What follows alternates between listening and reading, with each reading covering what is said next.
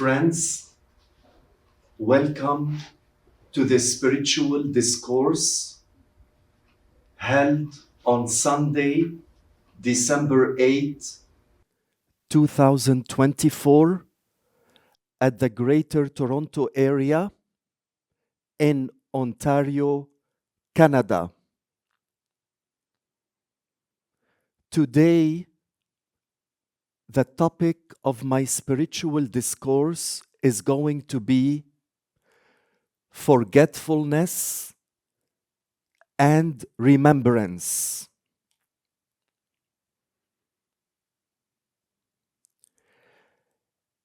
A deep fog of forgetfulness densely covers the land. This fog sets the scene for the grand game of life to be played in the physical world, in the field of karma and reincarnation. There are 4 main types of forgetfulness that keep the game going on and on during our lives.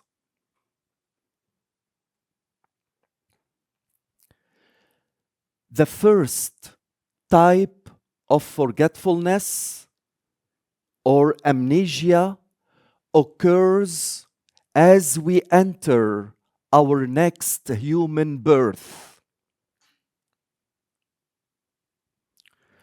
When we are taking a baby body in our next life, the memory gets wiped out of all recollection of our prior existence, inner regions, and our divine origin.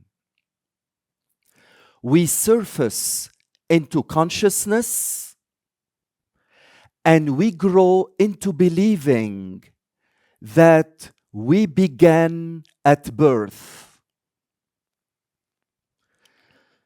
The second main amnesia occurs immediately after death. As soon as we leave this world, the memory of all the relations of our loved ones just evaporates. The memory of all those people who gave our life its meaning and filled our existence with feelings of love and belonging just fades away when we leave this physical world. Mystics have repeatedly mentioned that all our friends, all our family members, and all our relations are transient and fleeting. Neither our body, nor our wealth, nor anything will ever accompany us when we leave the physical world. These 2 amnesias, before birth and after death, prove that we have been set up for a stage drama, a grand game. Masters have constantly told us that the physical world is like an immense dream. There is nothing real about it. However, we cannot refuse to play the game. It is the Supreme Lord's game, and He has commanded that we take the field.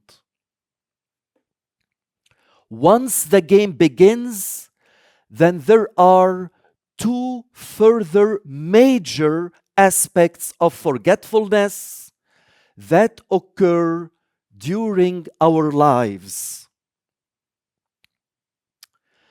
The third big amnesia is that we forget the consequences of our actions. Now, it may be understandable that we do not remember the mistakes from previous lives because we forget, we lost our memory. We assume that if we could remember those mistakes, we would not repeat them in this life. However, when we consider what happens in this life, that turns out to be a false assumption. We get angry. We see the harm it causes. We feel ashamed. We regret it and resolve never to get angry again, and then we forget. We gossip. We see the harm it causes. We feel ashamed and we regret it and resolve never to gossip again, and then we forget. We overeat and feel uncomfortable, and we resolve never to overeat again until the next buffet.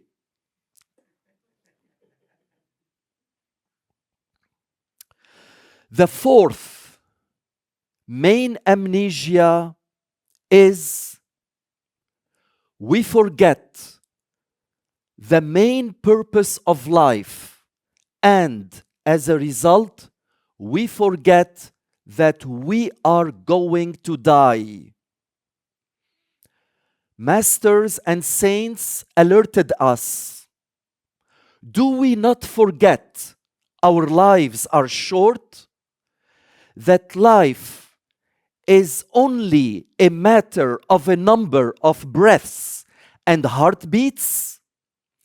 Be in haste, because we do not know when we will leave. When we inhale, we do not know if we will live to exhale.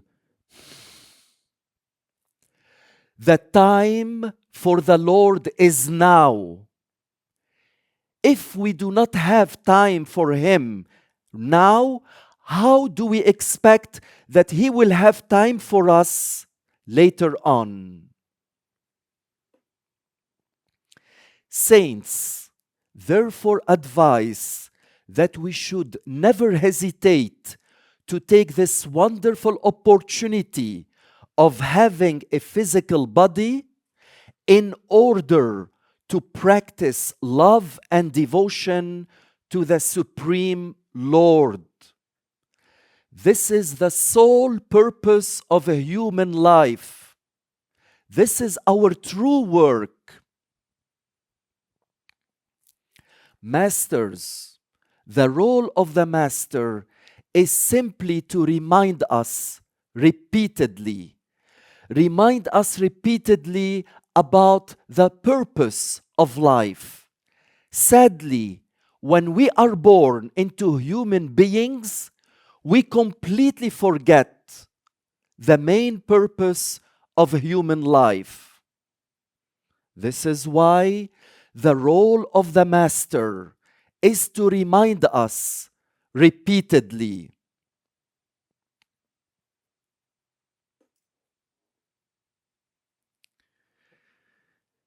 Forgetfulness is not a mere irritation, a distraction, a weakness, nor a side issue.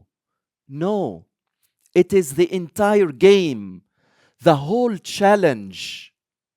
The real force we are trying to overcome in our lives.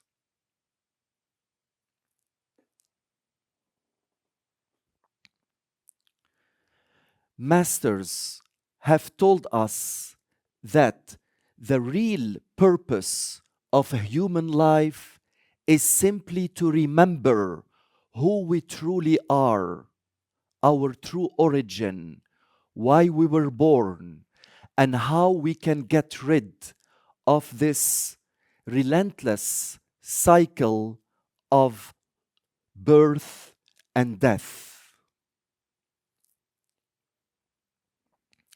The true challenge for anyone on the spiritual path of Santmat is to remember. Remembrance is therefore the key to liberation.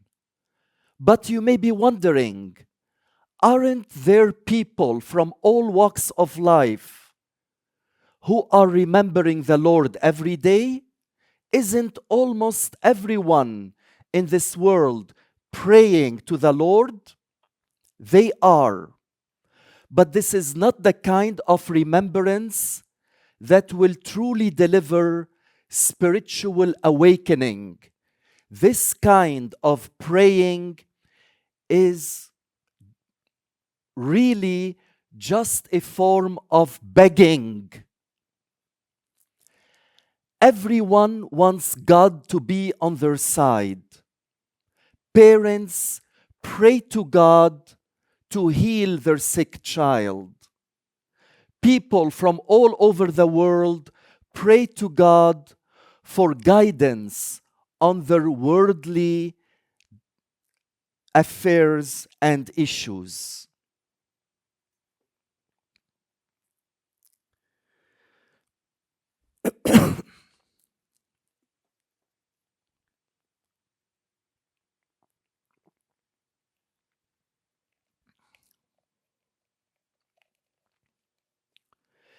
Satsangis want guidance on romance, marriage, family, career, and health, and they want blessings.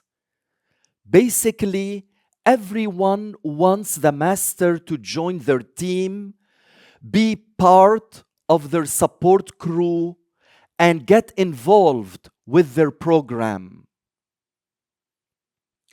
They want the master to use his superpowers to fulfill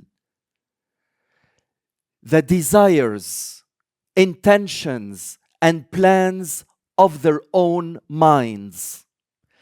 This kind of remembrance is similar to a child who only calls home when he needs money. Friends, that is not a relationship of love and devotion. The simple truth is that praying for goods and services is a complete waste of time and energy. The Supreme Lord does not take sides. Everyone reaps what they sow, and there is no exception to the universal law of karma. Instead of begging to God for goods and services, we should ask ourselves, am I on God's side? Am I on God's side? The truth is, all these prayings for goods and services of this world means nothing to the Supreme Lord. The worship which the Lord really is pleased of is the form of remembrance that tunes the mind to the Shabd and connects our soul consciousness into direct touch with the divine sound current. This is what the Supreme Lord wants from us, is to tune our mind to the Shabd and delivers our soul consciousness into a direct contact with the divine sound current. And this is achieved through regular practice of meditation, of Surat, Shabd, yoga, with love and devotion.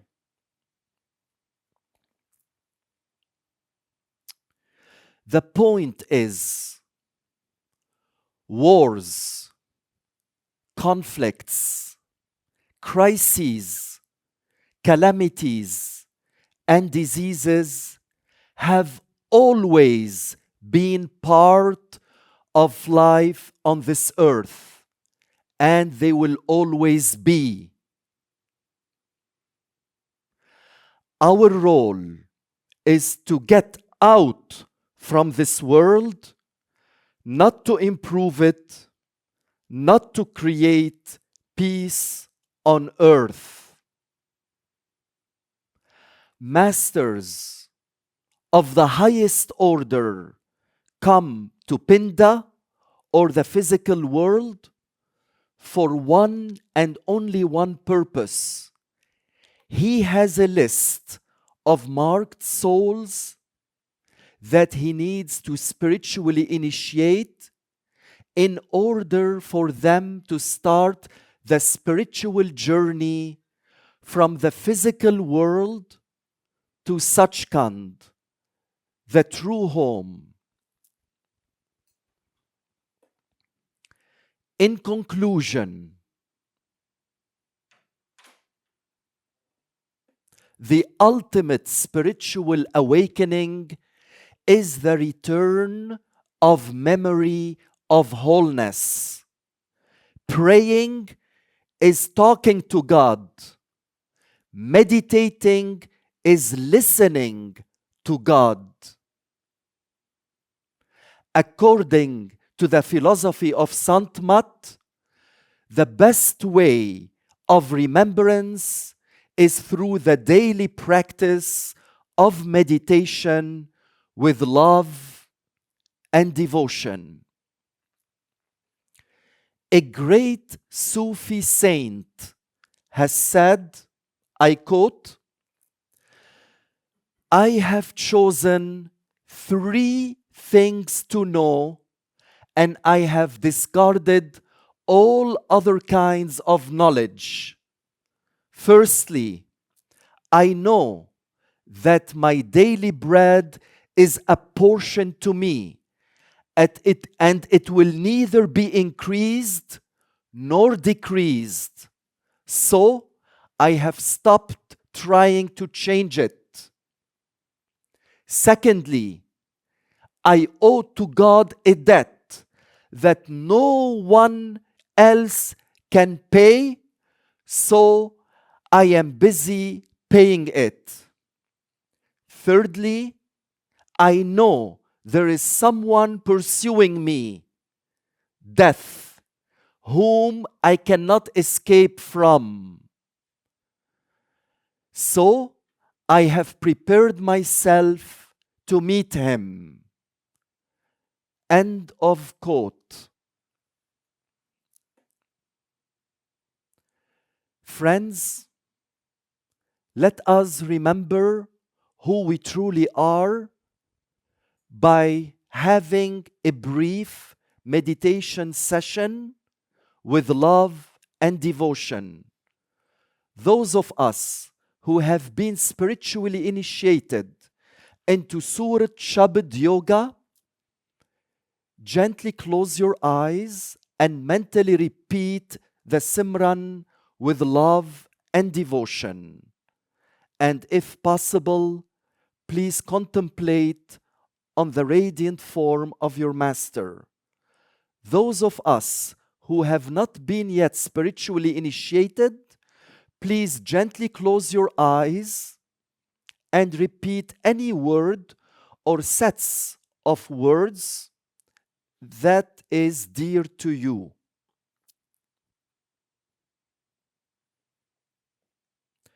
Please begin.